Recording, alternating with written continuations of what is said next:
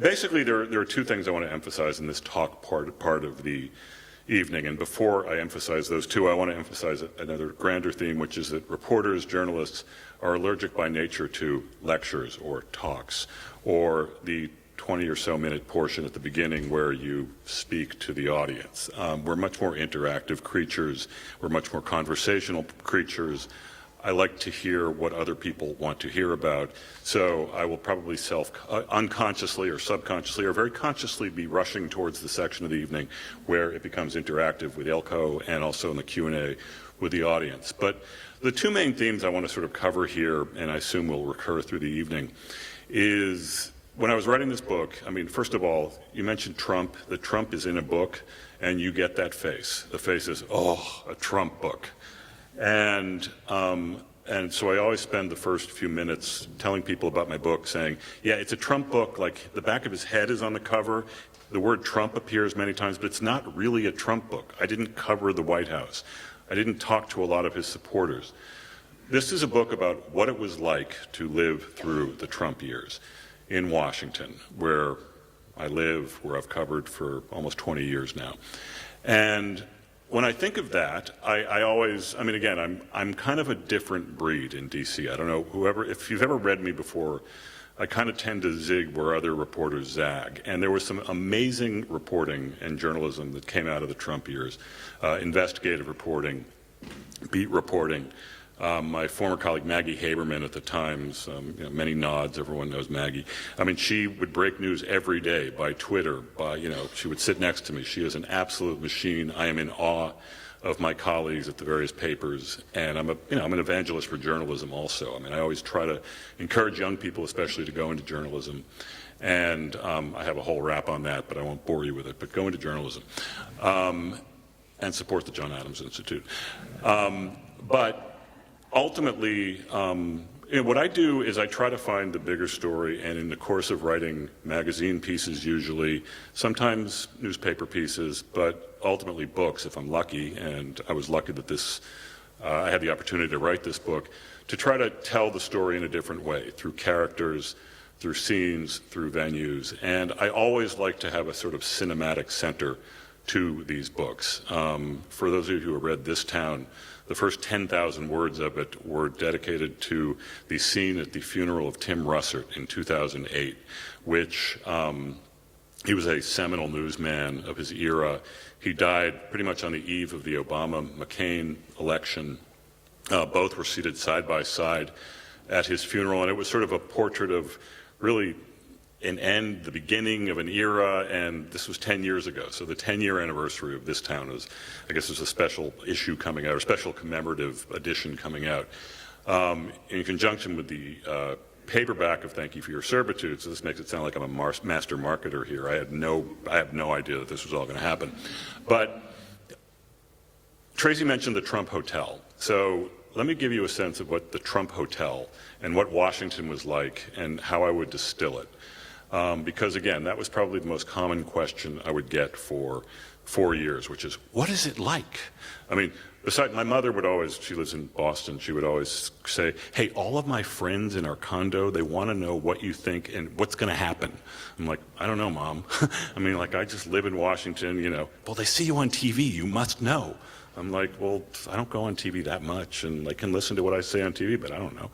But ultimately, where I went to find out was the Trump Hotel. So Donald Trump, on the eve pretty much of his presidency, bought this luxury property, probably about 5 blocks from the White House, probably a half mile or so, and about a half mile from the Capitol. So it's on Pennsylvania Avenue, literally halfway between the Capitol and the White House. And it is this beautiful luxury hotel in the old post office building.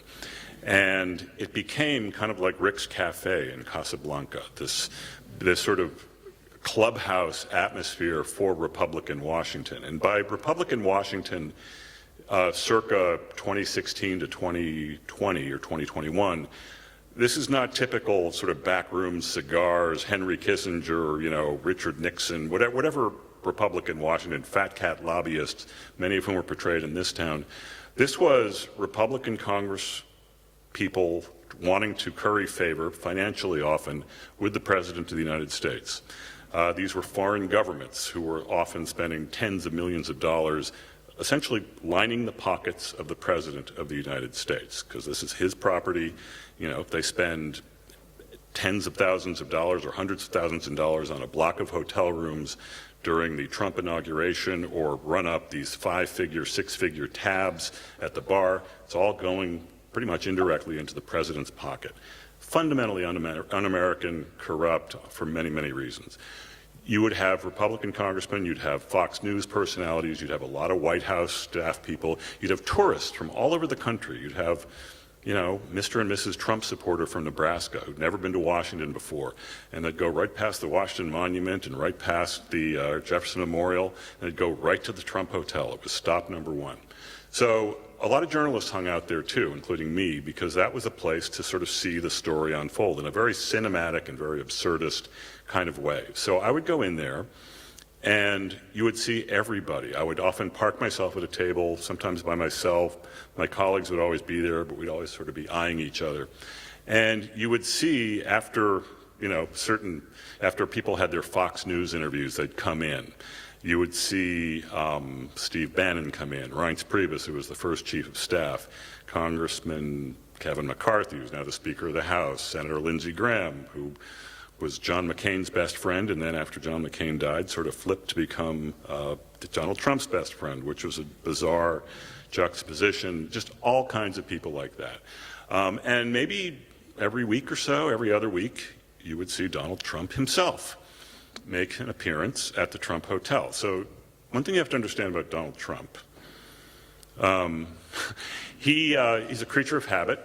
He's a weird dude, in addition to everything else, and he never ate dinner. When he went outside of the White House, other than the White House, he ate dinner at one place, the BLT Steakhouse at the Trump Hotel.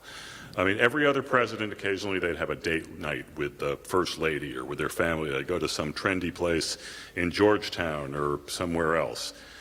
Trump would only trust this one place, the BLT Steak, because he needed the big entrance where he knew his supporters would be, where he would get the big applauded entrance where he'd have paparazzi journalists. You know, Mr. Trump, what are you going to order tonight?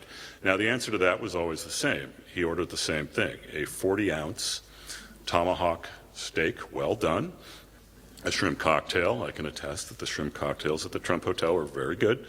Credit where due. French fries,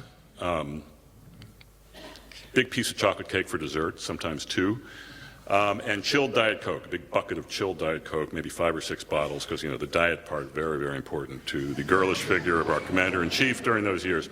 And he would sit down, he would wave, you'd have his supporters seeing this, they would break into applause, you'd have the really, really enthusiastic ones jump on their seats just to be seen, they would wave, he would do this, and it was part of the ritual. And I just can't believe that this happened and continued to happen. And then Trump would eat his large dinner. He would wait. He would pause. He knew there would be sort of an expectant, pause before he left. And then he would leave, and there'd be an even bigger round of applause from his supporters, from the Republicans in Congress, from his staff, from, I don't know, Saudi lobbyists or something. I mean, again, I can't underscore what it was like to see this guy with this kind of coiffy hair and this sort of tin pot dictator look emerging from his dinner like this, and people gathered like, you know, there's going to be this rare bird sighting in India, like bird watchers. You know, they see on the internet that this, blue-bellied heron or something. There's actually an actual breed of bird that I looked up, and it's not a blue-bellied heron, but it's in India, and it's a heron, so it's in the book. So buy the book. But he would come down, and they would say, there it is. And again, he would wave, and he was like Big Bird. He was like Sesame Street. He would kind of walk down, and the spectacle would be complete. It was like the dessert on top of the dessert, the third piece of chocolate cake. He would get back in the limo, go back to the White House, and, you know, maybe come back to the Trump Hotel again in a few days, a few weeks, and so forth. But that was the bizarre, kind of corrupt, gross, fundamentally un-American spectacle that we became accustomed to, but never really became accustomed to, because this was not televised. I mean, I think Trump probably would have loved to have televised it if, like, Trump owned a network, which he kind of did, but, you know, Fox, I guess, demarcated this a little bit, but that he would have loved to see this spectacle play out on TV. And so this was, I think, a recurring scene that I had a lot of fun with in the book, because most people focused on the spectacles that we all saw. Charlottesville, the dramas in the White House, the insurrection, his first impeachment, trying to strong-arm Vladimir Zelensky, just people fighting. There was like this, he went across Lafayette Square during, some of the protests of 2020. I mean, it was just some real, the drama has been played out and covered to death. So I'm not trying to out Maggie. I'm not trying to out Bob Woodward. And they were never John Adams guests anyway. So what are they, I have nothing to be jealous of. But so the Trump Hotel it's a leitmotif of the book. There are scenes like that throughout the book, people you keep seeing. Another sort of tableau of these years occurred in 2018 when John McCain died. Now, anyone who's read my books knows that I love funerals as tableaus. Big ticket funerals, people who were very momentous in the life of Washington, and you have these tribal events where people show up and they would pay their respects. But the McCain funeral was really different, because John McCain was really he's this war hero, beloved by both sides.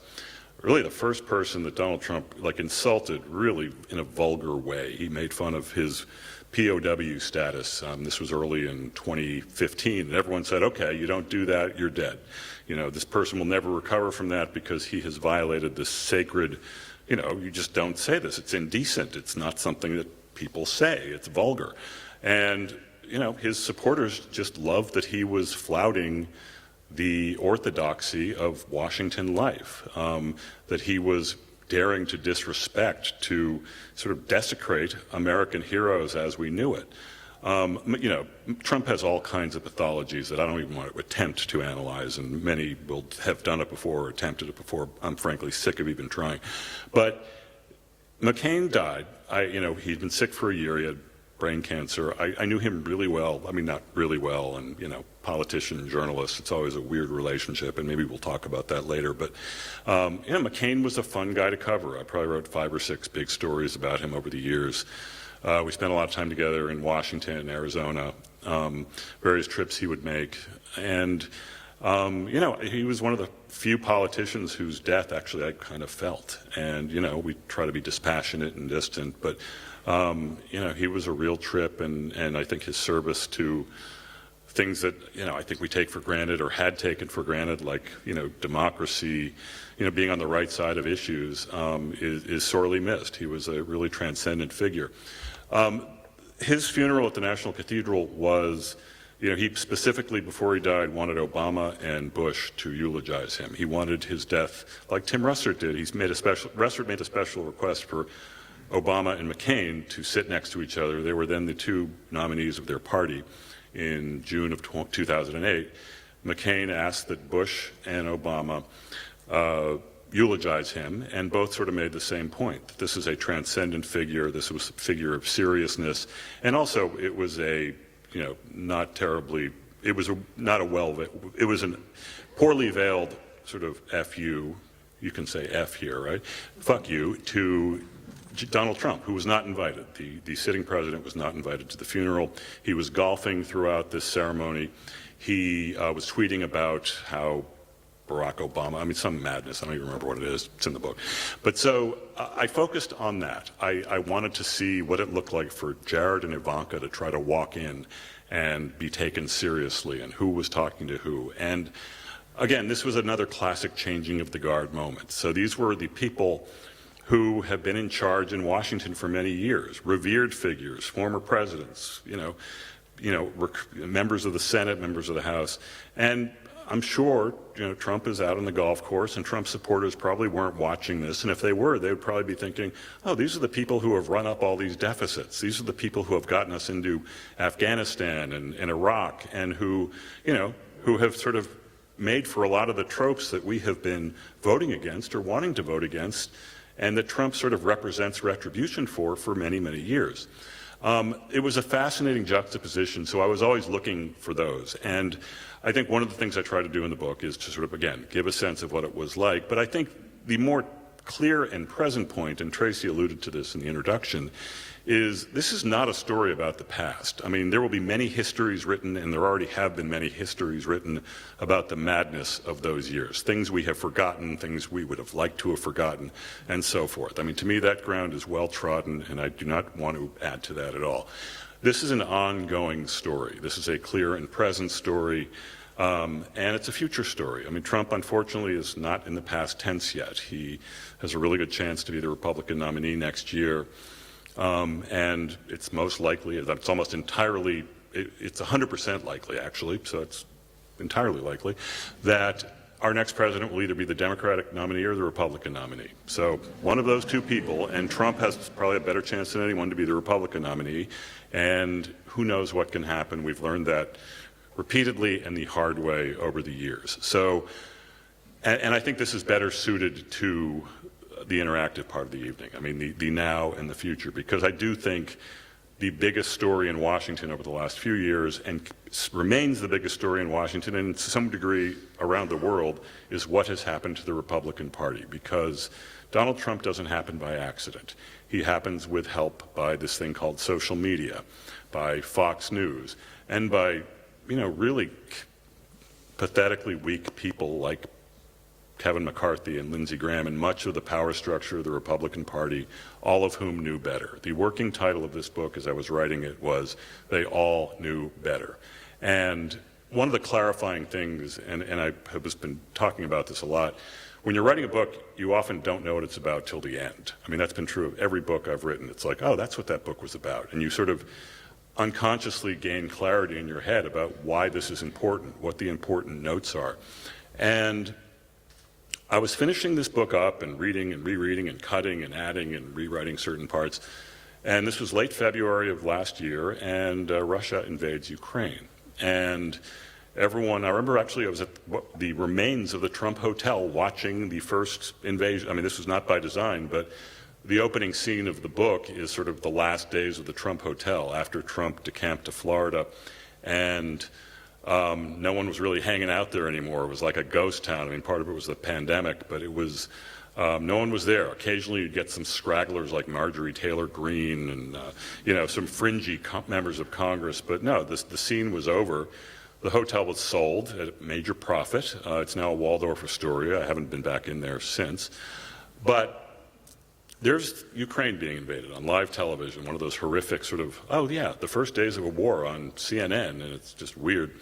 And seeing the first weeks of that, and really the first months of that as I was finishing the book, was a real sharp definition between what courage looks like, what it actually looks like when courageous people fight for their country, what patriots look like.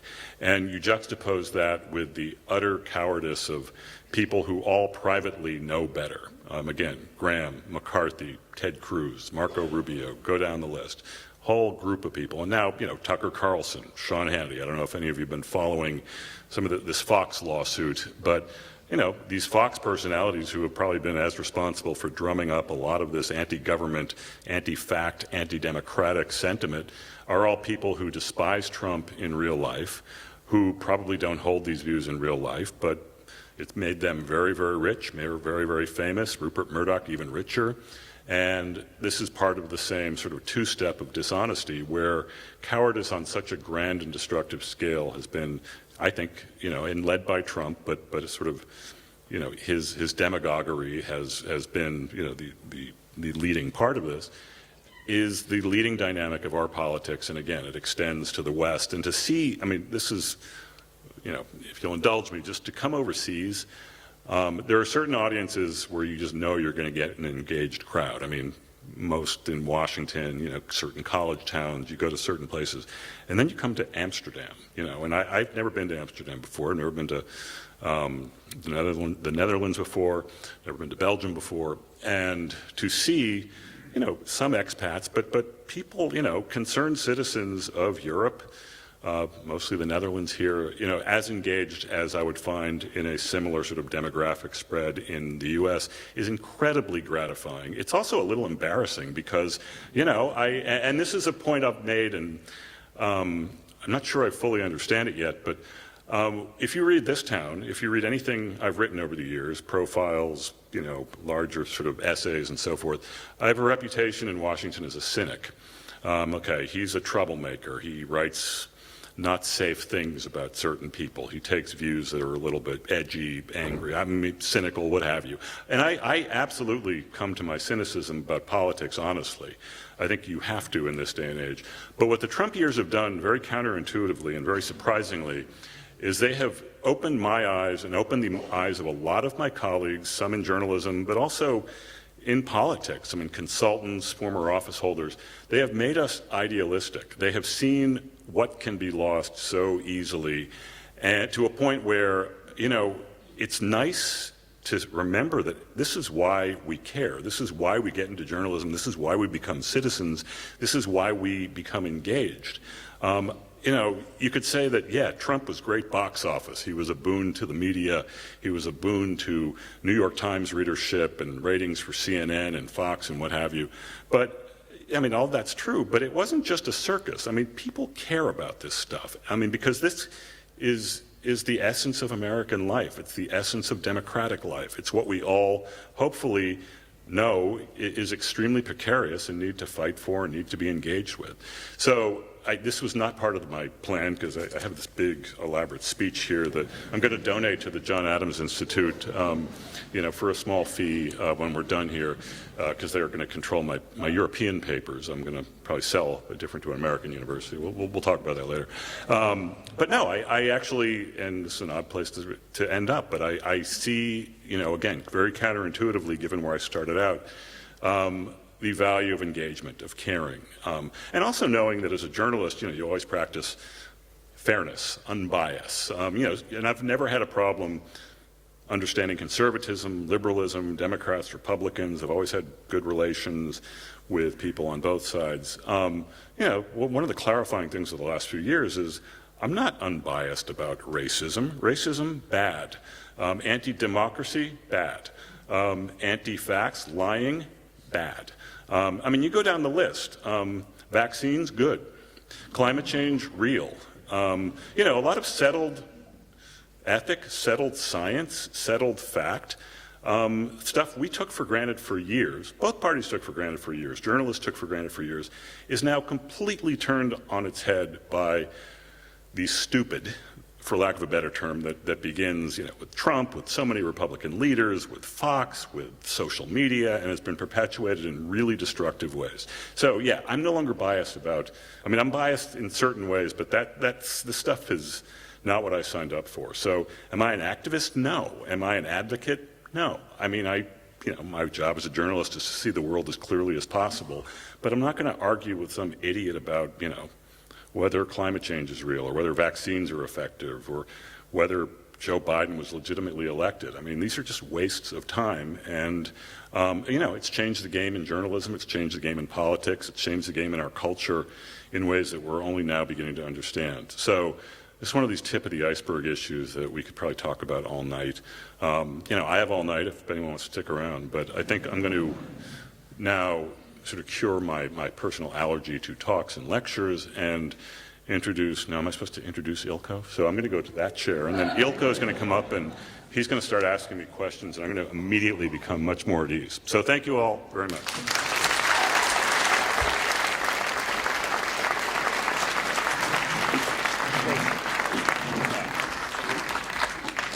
Thank you, Mark. That was great. We have a lot to talk about. Unfortunately, you took a little... Did I take too much time? No, quite the opposite. So did I not take enough time? Well, you're good. You're good. Actually, I have more to say. Yeah. Well, thank you for making me not the worst dressed person in the... you're very well dressed. Now, another reputation I have is You said something very different at dinner. No, my wife is always saying, Mark, you lower the bar every time you go out. And it's actually true. And anyway, no, you look great. I hear this at home and at work, so yeah. We're fine. Anytime you're looking to a journalist as a fashion plate, you're in trouble. Is that so? I'll shut up now, yeah. So how do people in Washington dress? Better than like me. This, right? No, I actually went to a big party last week at the French Embassy. I don't usually go to big parties at the French Embassy. Is that the big, almost castle there? Yeah, on Kalorama Street. And The only reason I went was because it was hosted by this new media outlet called Puck. You ever read Puck? They have a series of newsletters. They're all going to be rich and good for them. But John Kelly is my former editor at the New York Times Magazine, and he said, yeah, come to this. And I'm like, I don't have to actually put on clothes, do I? He goes, yeah, put on a fucking suit like everyone else. And he was very contemptuous and now very rich, which, made me want to not put on a fucking suit. And I think I wore a suit, but without a tie. So, yeah, that's the big question here is, why do you still get invited to dinner parties in Washington? Because after having read your previous two books, in which you demolished the political class, both journalists, reporters, politicians, is it just a matter of vanity that nevertheless they keep coming back to you and talking to you, or is it something else? How many friends do you have left? I have a lot of friends. I mean, I have, it's interesting. That's probably, I get asked that question a lot. I'm sure every other question will be completely new. Everything else is completely new. No. It's an interesting question because, I've had a bizarre bit of luck getting close to people or having people let me hang around with them. Presidents, CEOs, whatever. I think part of it is being associated with a major news organization. The New York Times, gets you in a lot of doors. The Washington Post, where I worked before that, gets you in places.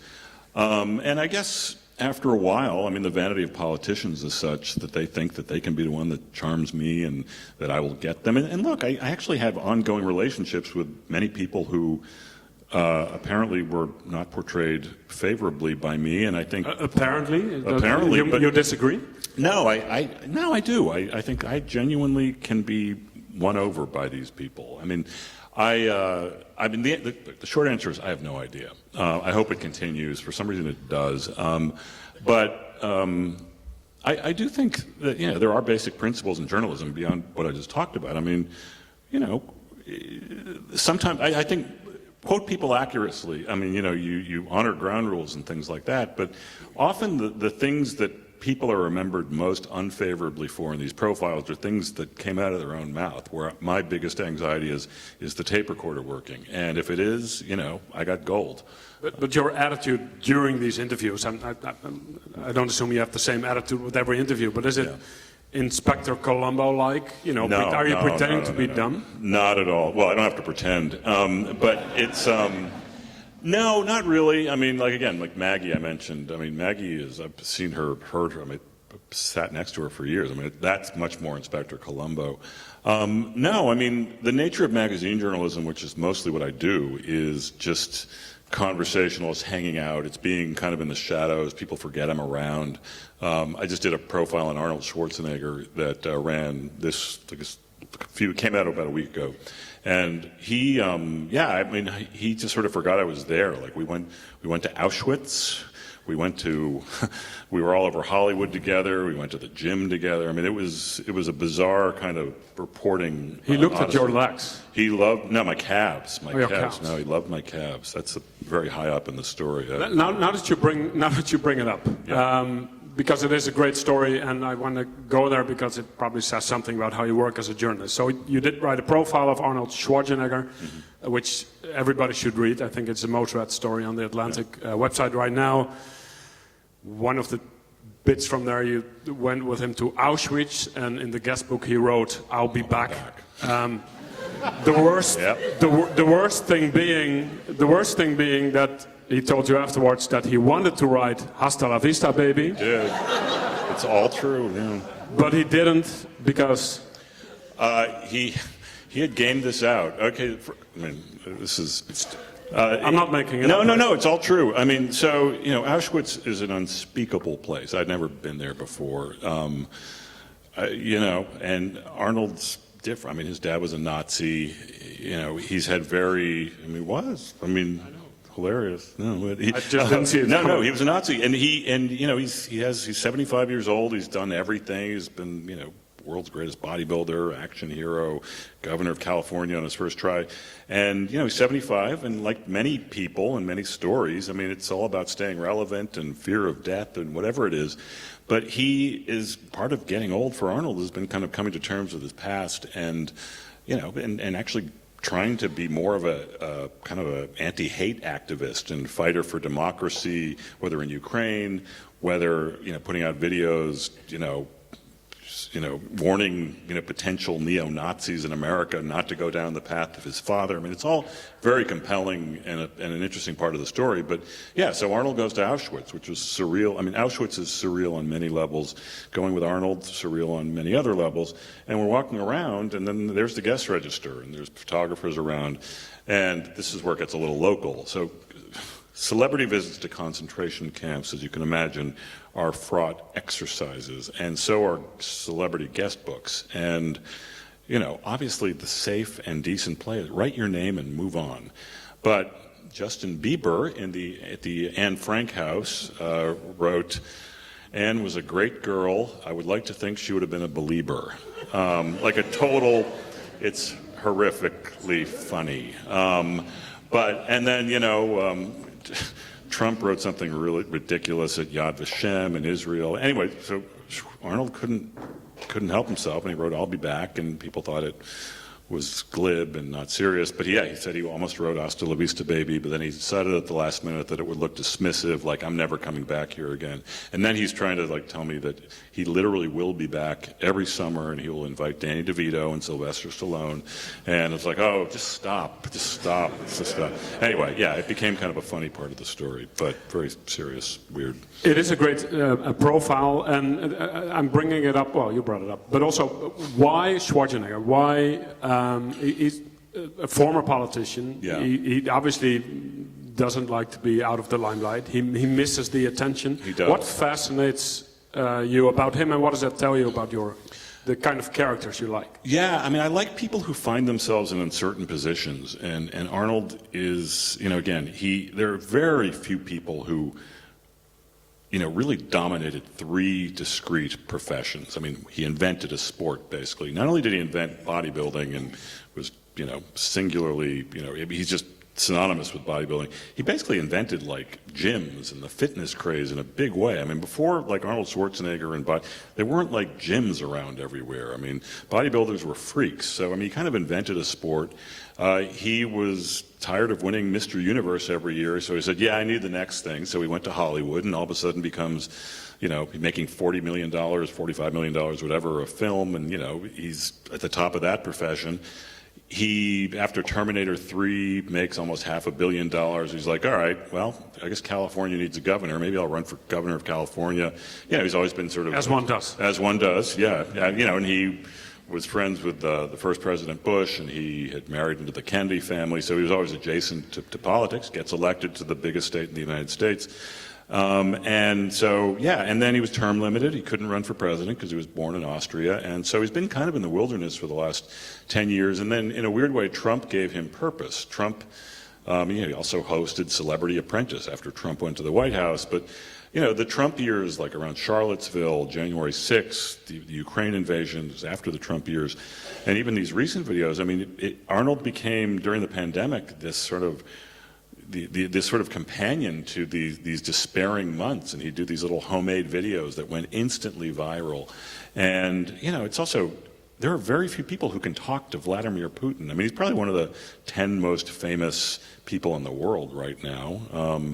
He's running out of his years, and he comes across as a sweet guy in a sense. He kind of is. He doesn't it's clueless, very clueless, kind of confused, just a total trip. I'm always partial to total trips. Arnold Schwarzenegger is a total trip. I've never met anyone like him. And I'm sure he's saying the exact same thing about me right now. Well, we have a surprise. Well, we have Arnold. Good to see you again. Sorry about, I want to get to Schwarzenegger later, but you brought it up, so we sidestepped that. Let's go back to the book that you got the most critical acclaim for, I guess, or that put you on even here in the Netherlands. The book that many people read, 10 years old, you mentioned it, This Town, which is, I think it appeared in 2013, right? Yep. Right after the Obama years, and it is a book about, or halfway the Obama years. Yeah. And it's basically, you seem to work more as a sociologist or anthropologist than as a journalist. What kind of town is Washington, and what are the people like, if you know what I mean? Is it a homogeneous group? Well, yes and no. I mean, when you read, I haven't read This Town in a while, but I mean, in retrospect, it sort of reads like a comedy of manners. I mean, that was, I didn't know what I was doing. It was my first book. I was like, how do you do this? And like, I want to be different. And, you know, that's the thing about being a journalist. You have like this blank sheets of paper, blank screens in front of you. You got to fill them somehow. But no, I always thought that Washington was kind of like a closed society. There were Democrats and Republicans, but ultimately they were all kind of hanging out together after hours, going into business together after they leave Congress or the Senate, making tens of millions of dollars in these new sort of boutique bipartisan lobbying shops. And that was really, essentially the book was about how Washington became this incredibly gilded city overnight, how government grew, lobbying grew, consulting money, corporate money just flooded into Washington. And the basic character of Washington, if you look at the difference between DC in maybe the late 1990s and then the early teens, is that it just became like this gilded, wealthy capital. And Trump, you know, a lot of presidents and presidential candidates have claimed that they are running against Washington. We're going to change Washington. That was Obama's thing. We're going to bring Texas to Washington. That was Bush's thing. And Trump was going to drain the swamp. You know, I know how this works. I know how business works. I know how to work the system. I've been in the political system. I mean, I'm just going to come in there and change everything. You know, Trump perfected the swamp. I mean, the sort of corruption adjacents of lobbying that sort of you can read between the lines in This Town. I mean, Trump perfected corruption. I mean, I hate to put too fine a point on it, but I mean, people are paying him off. I mean, indirectly through his corporation, campaign fundraising. I mean, if you look at, I mean, I haven't really thought about this in a while, but some of the scariest days I've ever lived through in Washington, or any of us have ever lived through in Washington, were the days between January 6th, which was extremely scary, but also January 20th when Biden took over. Because unlike after 9/11, when you just didn't know what was going to happen, but you know, whatever side you were on, you know, you knew that President Bush, Vice President Cheney, you know, the government, they were trying to protect us. I mean, everything was sort of, for a while at least, sort of put off to the side, and we knew what team they were on. You know, the biggest threat to Washington during the last 2 weeks of the Trump administration was the guy sitting in the Oval Office with access to every kind of, you know, lever of power you can imagine. Very uncertain. But, you know, you had these hundreds of people, thousands of people were rounded up after riding on the Capitol, his supporters. They would say, yeah, the president brought us here.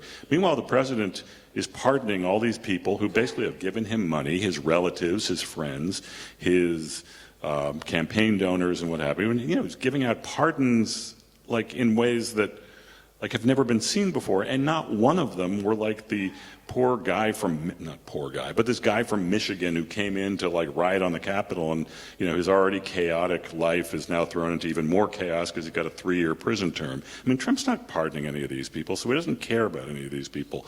But I mean, to me, that is the essence of corruption, callousness. And so, yeah, in a weird way, the idea of draining the swamp is perverse because he perfected it, and we have never seen a level of corruption. But This Town appeared before Trump, and it was all there before Trump. So even though he perfected it, it was already a pretty nasty, corrupt town. Yeah. While you wrote This Town, or not? Isn't that the overarching theme of the book?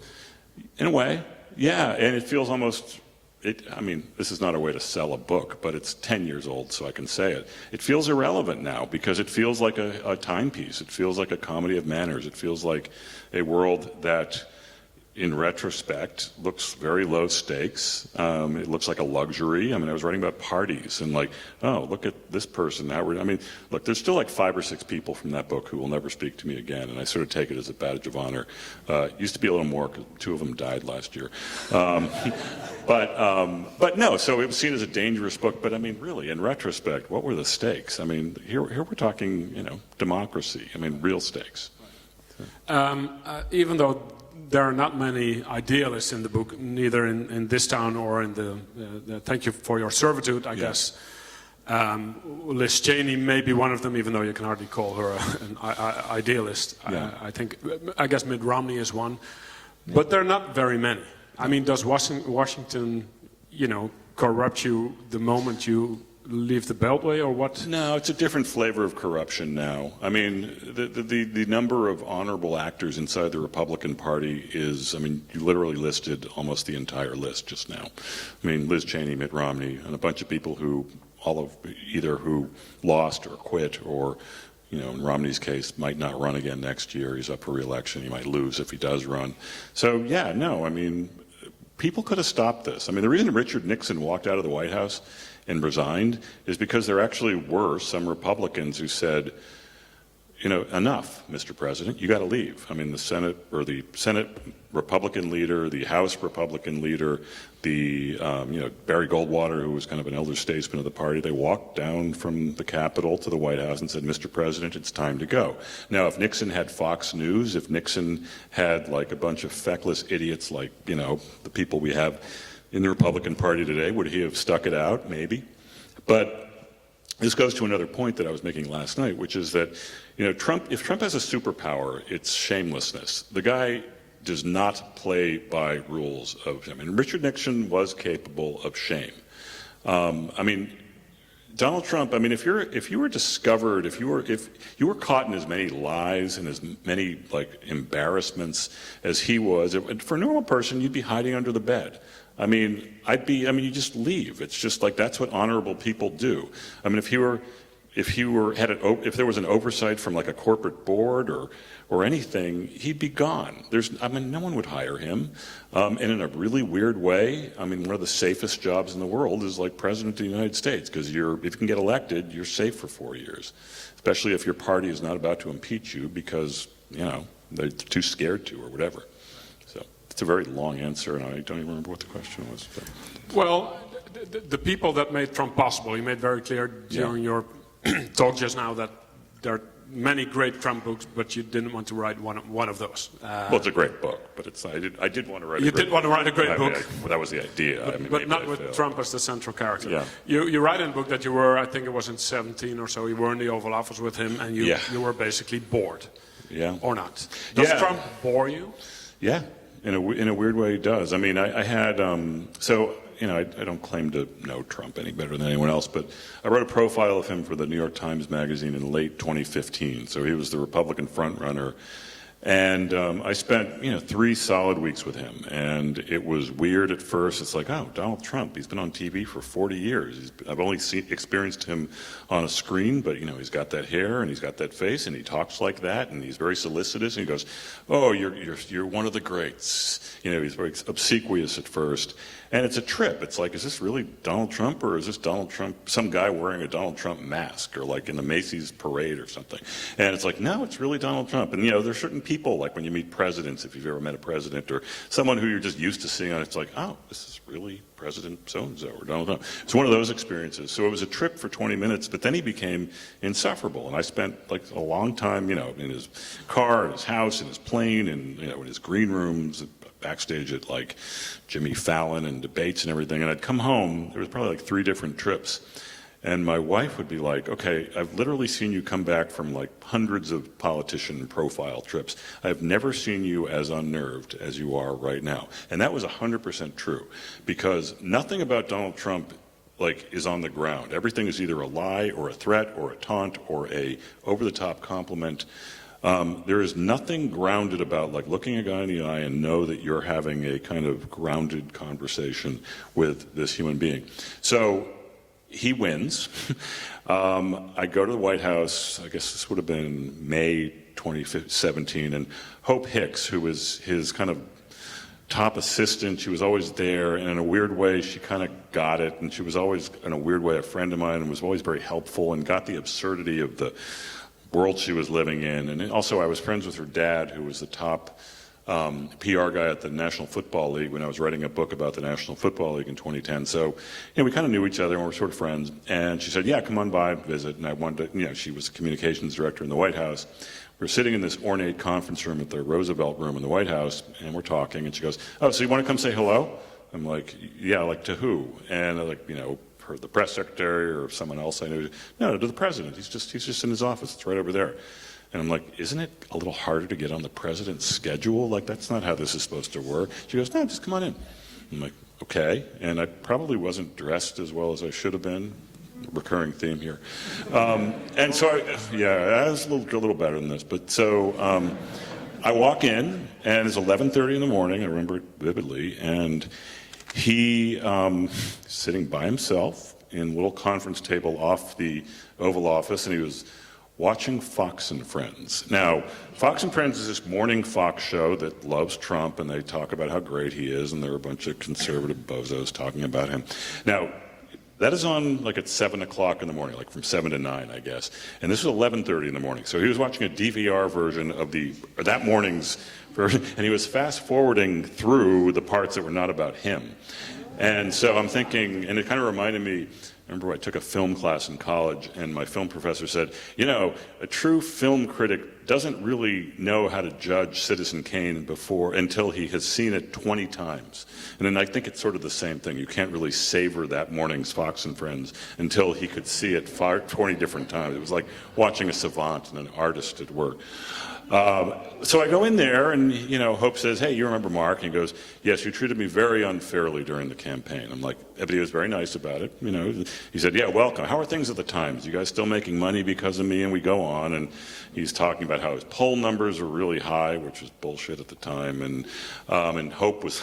She told me after this in the book, she was making up poll numbers in order to make him feel good. I mean, it was like right out of again, the President of the United States. Now, as a journalist, if you are sitting in Washington and you wind up in the Oval Office, or for anyone, it is a coveted experience. You want it to last. It is like, and what was bizarre is I was in there for about 10 minutes, and I really said, "All right, Mr. President, I'll let you get on with your very busy life." And he was like, "No, you can stay."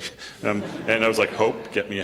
And it was a really weird experience. I wanted my little visit with the President of the United States to end. I remember I had the tape recorder running, and it was like I was listening to it, and it was like, again, just like unnerving. My feet are not on the ground as I walk back to the office, and I say to my colleagues, "Hey, you know what just happened?" He goes, "Oh yeah, that happens to us." I'm like, what does the guy do all day? Anyway, yeah, weird.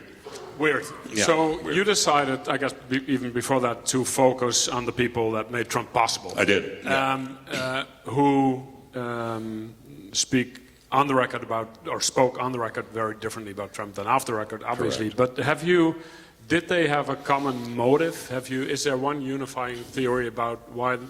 Yeah. The hell was it all about their own ego, career, etc.? Yeah, I would say there are a couple of recurring themes, some of which overlaps with one of the themes in this town, which is just the obsession with self-perpetuation.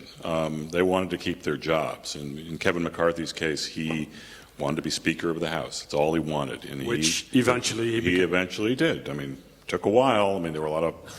He came close a few times. It looked like he wasn't going to make it. But, in order to be the Republican Speaker of the House in a barely Republican Congress, you need to be in good with the President of the United States. And McCarthy, probably more than anyone, was responsible for helping rehabilitate Trump in the weeks after January 6th, when for a while at least even Republicans were saying, "That's it, we're done with this guy."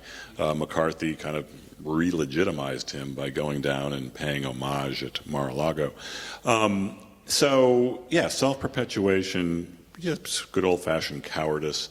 One dimension that is, I think, underappreciated about the Trump years is physical threat. 150 or so people voted against Joe Biden's election certification, Republicans, all of them.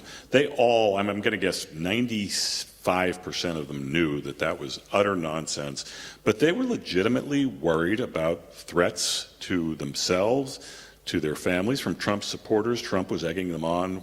And this is the essence of authoritarianism. There were people, nominal, kind of anonymous Republican members of Congress saying, "Hey, I got to vote against Biden's certification because my family is really nervous because all these threats are coming in, and look what just happened on January 6th. So we know they mean business, and people died and people got hurt, and we were right there and we were scared." So that's not supposed to happen in our country. There are certain events, and this as a journalist, you can't believe it took place. 9/11 was always one, but that's right up there.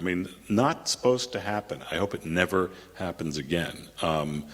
And but yeah, so yeah, threat, intimidation. I wish I wouldn't have to list these as a factor in a discussion about American politics, but yeah, that's not to be underestimated. So that's one thing, but it's also obviously about careers, etc., etc. Sure. And isn't the lesson, or can we conclude that it paid off for Kevin McCarthy, who became Speaker, for Lindsey Graham, who is still quite an influential Sure. senator, for Donald Trump, who is again the front runner for the presidency, or for at least Yeah. for the Republican nomination. So did it? For everybody involved, except for those poor guys that went to prison, poor guys, Yeah. it paid off.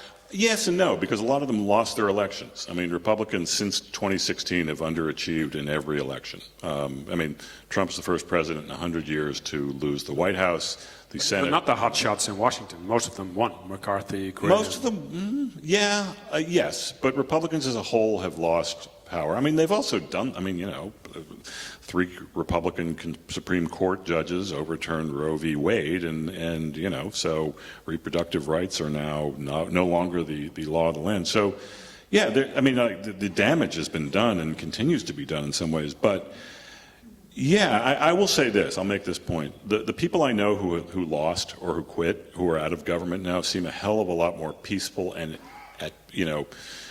at home in their bodies, let's just say, than the people who are still trying to do this. When you sit and talk to Lindsey Graham and Kevin McCarthy and Rubio and all these guys, you can just see the sort of wear and tear. Maybe I'm projecting, I don't know. But you can see the wear and tear of what the sort of psychic toll that telling these lies over the years has done to them. I can't imagine on some level they're happy with themselves. But also, I'm not in the business of hoping that their psyche makes exact some kind of revenge against them. I mean, I'm very well beyond that. But people like Mitt Romney and Liz Cheney seem very much at home with their choices. Yeah. But they have become irrelevant. I mean, Liz Cheney is out. Mitt Romney may lose re-election, as you just said. Yeah, but they're not irrelevant. I hope that Liz Cheney will figure out a way to make herself relevant. I mean, there's talk she might run for president. I don't know. Which is also, sorry to interrupt, but fascinating, because Liz Cheney, for good reasons, you could say, has been an enemy of the other side forever. Absolutely. Because of No her question. support for torture, Iraq war, etc. Mm-hmm. And now she's a hero of the left, which is quite... Yeah, it's true. I mean, look, I'm of the belief that it's never... You seem to applaud her as well. I do applaud her, and I'll say why. I mean, I've liked her for a long time, even, despite her views over the years. She's smart, she has integrity, I think. She made choices and compromises and, very questionable choices over the years, but, within the realm of what politicians would sort of do. I mean... you could oppose torture. You could, yeah. I kind of wish she would. But that's... Look, my point is it's never too late to do the right thing. It's never too late to join the right side, even long past due. And look, I respect and have come to respect anyone who's willing to lose something, including their job in her case, fighting for what they believe in. And there were just so few of them, and she was just such a lonely fighter in all of this. I couldn't help but admire it. And I also think she was an eloquent spokesperson, and even her father, in a weird way, in her campaign, in exposing the lie and the sort of shambolicness of what Trump came to represent and the danger to democracy. So. You spoke about how certain things are, climate change, facts, the rule of law, etc. That's something that, as a journalist, you can, you can be objective and still support all these things. But is it nevertheless? Has it become more difficult to do your kind of, I don't know if that would be your description, fly on the wall journalism as well? Yeah. Because despite what you just said, is this also a time to pick a side, and have you in that way become more of an activist automatically? Yeah, I try to resist that, but there's definitely more distrust. I mean, the New York Times has always kind of been distrusted as a left-leaning organization, a figure of an institution of the establishment. But like Ron DeSantis has no interest in ever talking to any publication I've ever worked for, do work for, and any of my colleagues. I mean, they have a very, very narrow information channel, which is Fox, social media, Fox imitators, and so forth. So. I want to talk a bit about 2024, because you mentioned the DeSantis and the upcoming elections. But before that, briefly, and we spoke about it during dinner, and I'd love to talk about it more, your way of writing an article from coming up with the first, or a book, with the first idea to the end product, basically. Yeah. How do you go about? With great desperation, fear, and uncertainty. And, you know, unfortunately, I'm not one of these journalists, so if I were not kidding and really were going to give my papers to some institution, it would be very unsatisfying, because I don't have an organized brain. I do tend to, I mean, one of the things, and you probably know this, I mean, when you write, you learn how to think. Your thinking becomes clarified. You know, when you work for a newspaper, when you work for magazines, when you have a body of reporting, you have a body of work. You can draw on a lot of relationships that you can re-report, that you can go build on. And look, this story began, or this book began, with just my publisher saying, hey, everyone's writing about the Trump years, what are you going to write? And I was like, do I have to write anything? He goes, yeah, I think that you would have a unique and distinct take on all of this. And, you know, start in 2015 and, you know, move the chronology along, get to whatever the logical endpoint is, and just write what you know, and then re-report what you don't know, and just sort of go chronologically, and we'll see what the themes recurring are. And I'm very lucky to have a really good editor, book editor, Scott Moyers, who, as I was writing this, he was very supportive as I wrote, 30,000 words, great, keep going, 40,000 words, great, keep going, and then I turned in 55,000 words, and I expected the great, keep going, you're brilliant email. And then, I remember vividly, it was like in October of 2021, I got the email on a Sunday, completely ruined the Sunday, and it was a long email. I said, okay, I think what you need to do is kill this, but I think what the theme is here is not so much Trump, not so much the Trump years, but it's how Trump happened. And the most compelling figures I'm seeing here are McCarthy, Graham, Rubio, Chris Christie, Hope, aforementioned Hope. I mean, a lot of the people around him, and they are the main engine of your narrative. They are the most compelling portraits that I think are going to be the kind of signposts of your narrative, and I think you need to focus on that and step out of your narrative and sort of write and explain to readers how this is helping Trump achieve his goals, stay in power.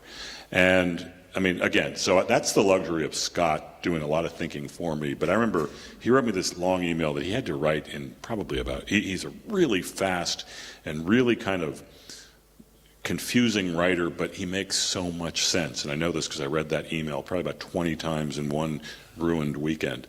And, but no, that's sort of where it all crystallized. So it sort of was crystallizing in my own head. I didn't see the larger forest from the trees as I was writing.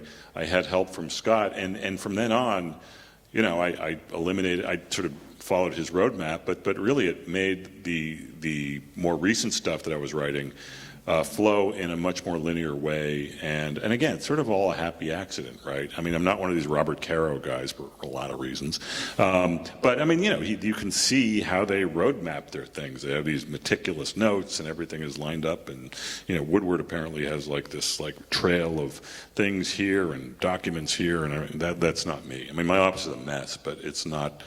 I would not even try to impose any order on it, let alone someone else. So even if I would ask you for how to, like a book writing 101, yeah. I've never written a book. Yeah. You're not the go-to person because you just, I don't it just think happens. So. Yeah, it's really, yeah, I would love to say that this is some great genius method that I will not reveal, but it's a miracle every single time. It really is. I mean, that's true of a longer magazine story. I mean, some it's like, all right, I know how to write that story, but for a book, I mean, it's, even a year out, it's like, I can't believe I'm finished with that. It's like being finished is a beautiful thing. Beautiful. Here's to being finished. Here's to being finished. Just 2-3 more things, and then I want to give the audience a chance to ask questions. 2024.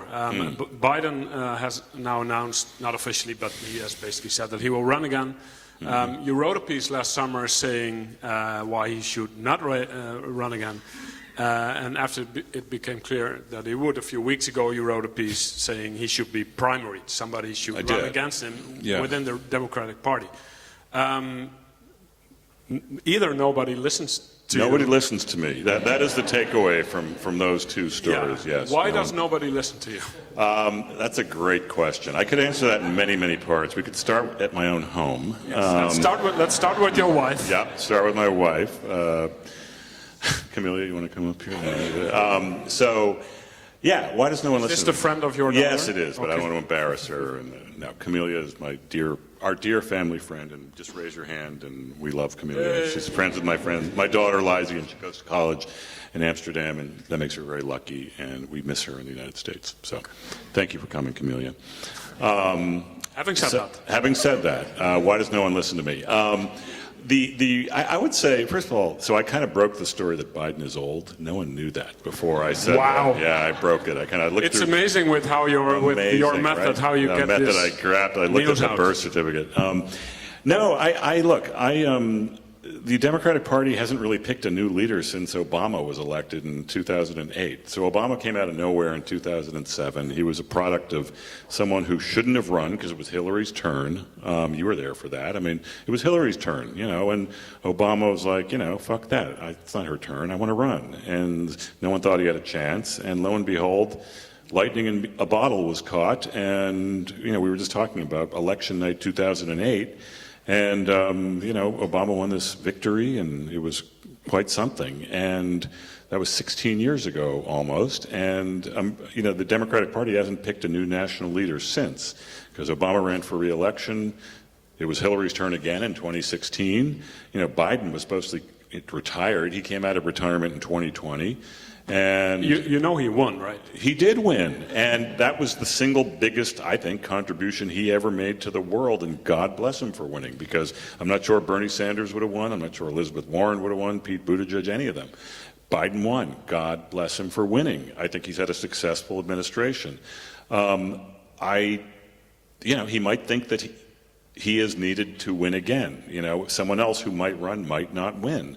If it takes having an 82-year-old president as the only Democrat who can beat Donald Trump or maybe DeSantis, that might be what it takes. I guess that's a good result. But I don't buy it.